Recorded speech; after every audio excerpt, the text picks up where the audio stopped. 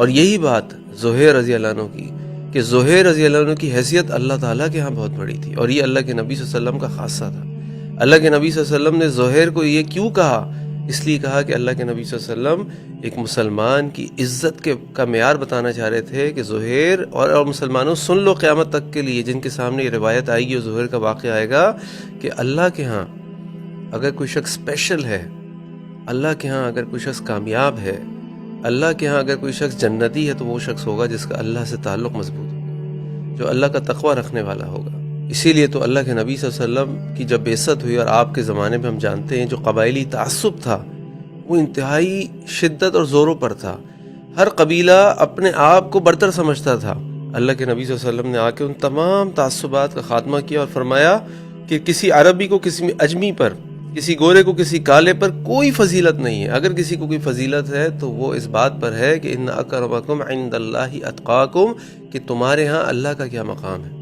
اسی لیے جب عمر بن خطاب رضی اللہ عنہ نے ایک موقع پہ فرمایا نحن قوم اعزنا اللہ بالاسلام، ہم وہ قوم ہیں کہ جس کو اللہ تعالیٰ نے اسلام کی وجہ سے عزت دی ہے، ورنہ جو عرب قوم تھی وہ تو بالکل ہی ان پڑھ تھی، آپس میں ہر وقت لڑائی جھگڑے رہتے تھے، شراب کے نشے میں، شرک کی اندھیروں میں ڈوبے ہوئے تھے۔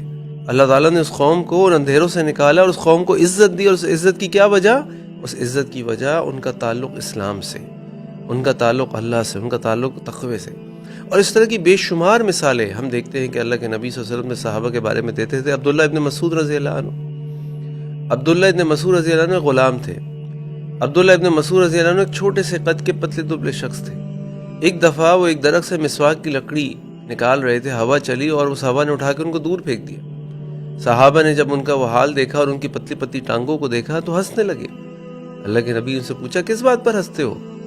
صحابہ نے کہا اللہ کے نبی صلی اللہ علیہ وسلم، عبداللہ ابن مسعود کے ان پتلی پتلی پنڈلیوں کو دیکھ کر ہم ہنستے ہیں۔ اللہ کے نبی نے فرمایا صلی اللہ علیہ وسلم، کیا تمہیں معلوم ہے کہ قیامت والے دن جب عبداللہ ابن مسعود کی ان دونوں پنڈلیوں کو میزان میں رکھا جائے گا تو یہ احد پہاڑ سے بھی زیادہ بھاری ہو جائیں گے۔ اللہ اکبر۔ اللہ کے نبی صلی اللہ علیہ وسلم ہمیں کیا پیغام دے رہے ہیں؟ اللہ کے نبی صلی اللہ علیہ وسلم میں پیغام یہ دے رہے ہیں کہ اللہ تعالیٰ کے ہاں کوئی شخص جب اسپیشل ہوتا ہے، جب اس کا تعلق اللہ سے مضبوط ہوتا ہے، جب اس کے دل میں تقوی ہوتا ہے، ورنہ دنیا میں آپ کے 10 ملین فالوور ہوں، 1 ملین فالوور ہوں، 100 ملین فالوور ہوں، کیا فرق پڑتا ہے؟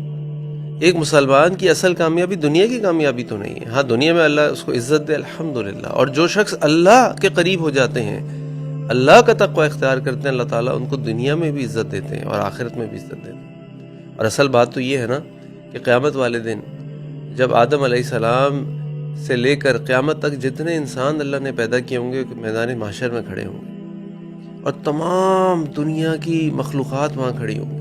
اللہ تعالیٰ ان تمام انسانوں کے سامنے آواز دیں کہ فلاں بن فلاں کدھر ہو، اور وہ یہ شخص نکل کے سب لوگوں کے سامنے اور کہے کہ اللہ میں حاضر ہوں، اور اللہ تعالیٰ اس سے کہیں کہ وجبت محبتی، میری محبت تمہارے لیے واجب ہو گئی۔ کیوں؟ کیونکہ تم دنیا میں کسی سے محبت کرتے تھے صرف میرے لیے، تم کسی کے پاس چل کر جاتے تھے صرف میرے لیے، تم کسی کے لیے مال خرچ کرتے تھے صرف میرے لیے۔ اللہ اکبر۔ اللہ تعالیٰ اس کو تمام انسانوں کے سامنے آواز دیں گے، آؤ آج جس دن کوئی سایہ نہیں ہے، سورج تمہارے اتنے قریب ہے، آؤ میرے عرش کے سائے کے نیچے آ جاؤ۔ اللہ تعالیٰ اس سے آواز دیں گے، جاؤ میرے بندے جاؤ جنت میں داخل ہو جاؤ۔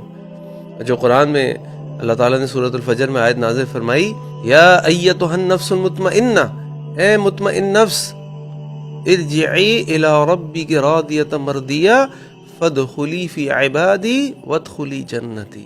اللہ اکبر، جنت میں داخل